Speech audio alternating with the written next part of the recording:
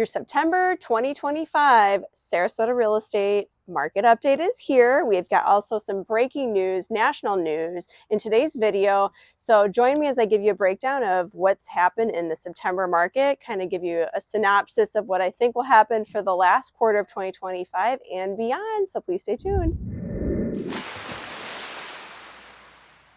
September 2025, as we head into October already, the end of the third quarter market update here, coming to you live. Now, as usual, I haven't read this, but I can't get to this yet because we've had such big breaking news. Compass is buying the Anywhere brand, and Anywhere owns Century 21, Coldwell Banker, Sotheby's, Corcoran. There might be a couple of other smaller ones. Better Homes and Gardens. So I don't really know much of what's going to happen with that, but Coldwell Banker and Corcoran, I've been with both of them. They've always been with the Anywhere brand for as long as I can remember anyway.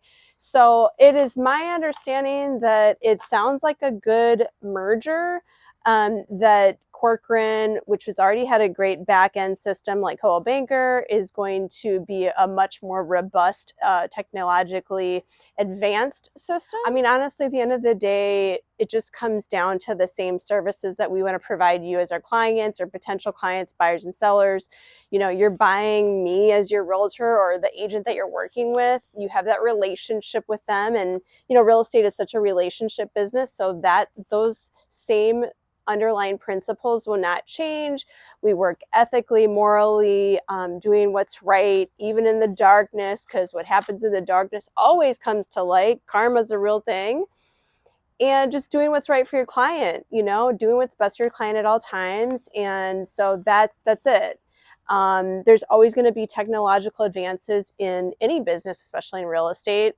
And the one thing that's guaranteed is change, right? So we are all part of that. Like we can't help but change and evolve and move forward. The other thing I was reading is that perhaps we might have more of a competitive edge being one of the largest, or if not the largest company, the Compass brand, to compete a little bit more with Zillow. So, you know, this is all very new. I haven't even talked to my broker yet. So I think he's still learning things. They had a company call earlier this week. As we film here, it's end of September, like I said. So obviously things will come out and we will notify you. But again, it's as a consumer, you just want your house sold. You just want to buy a house and you want to make sure and get the best deal, right? So again, same principles apply. Some of this is just minutia and just, you know, not noise, but I think that change can be good. So not much to report about it really at this time, but I'm sure that'll change. I'm sure I'll have more intel to provide you.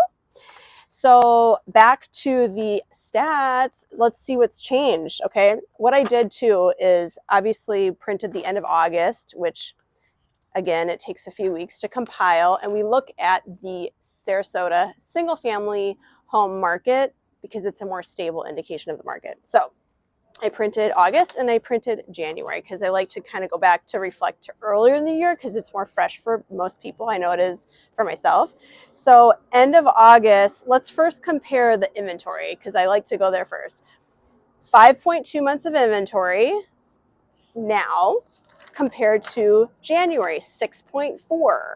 So from January at 6.4 to right now, 5.2 months of inventory. That's a good thing. At least the inventory isn't going up. It'll be interesting, honestly, to see what the November stats are. I know I skipped over a month there because a lot of sellers end up relisting or repositioning, changing prices, changing agents, whatever, October 1st or like early October. So I wouldn't be surprised if the inventory does pop up a little bit. Maybe the sellers that couldn't get their price just won't come back into the market. Some of the homes, sadly, that got totally destroyed on the water and the beaches and everything from the flooding from Milton and Helene will be coming back at lot values now or just vacant lots. So there's some big differences with that too as it relates to like average prices and median prices too. So anyway, so I think I'm taking that as a positive. This is another interesting tidbit. So September stats here.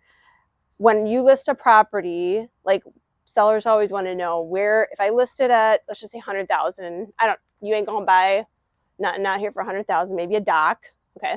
But anyway, if I list it for 100,000, what can I expect to get, right? And this is just obviously a generalization, but if the last listed price is when it's sold, obviously, it's selling on an average of 92.3% of the listed price versus the selling price.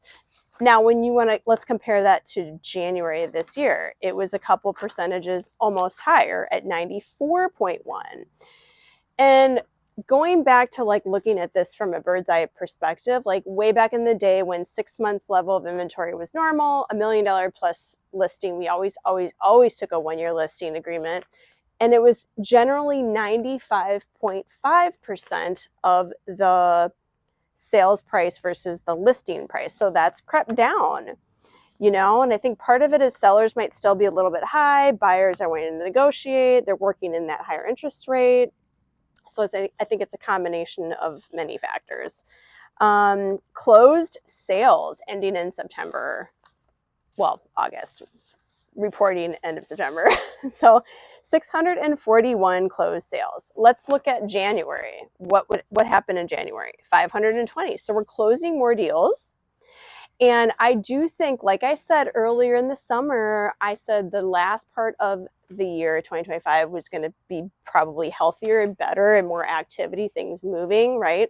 Things moving both listing and taking off. So things are moving. We're giving the people that actually want to sell their real estate, not just list, because listing and selling are not always the same thing. Giving those people that are true sellers the chance and the opportunity to actually sell in a much healthier market. And this is healthier, okay, despite what people might think. I know the jobs report didn't come in so favorably, and the CPI numbers and things like that, consumer pricing index. And so those are all factors that, okay, do come into play, and there's talks of recession. I feel like every year there's a talk of a recession. I don't know.